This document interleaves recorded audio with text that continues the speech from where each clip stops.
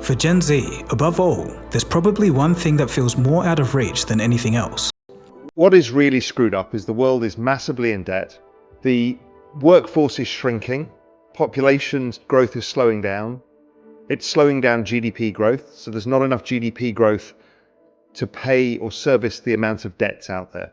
And what we found since 2008, that the answer to this debt issue has been printing of more money, debasement of currency. People think of it in terms of, at first they think it's going to be inflation, as in the price of CPI goes up, but it's actually not. It's actually something much worse, is wages don't rise, but assets go up, because optically you're debasing the currency. But what's happening is you can't afford as much of that now. And so your future self is in fact poorer. So a classic example is a 35-year-old now in the United States, getting married, having kids. A house is very expensive now. Compared to when Peter and I were young, it was relatively cheap, 3 times incomes. Now it's like 10 times incomes.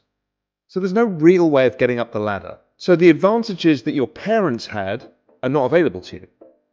For Gen Z, above all, there's probably one thing that feels more out of reach than anything else. Housing.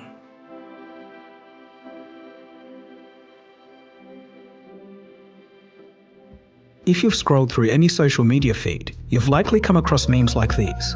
This humor hits close to home for 34% of Gen Zers who see home ownership as an impossible feat in their lifetime. Not in the next 10 to 20 years, but an entire lifetime. Think about that for a second.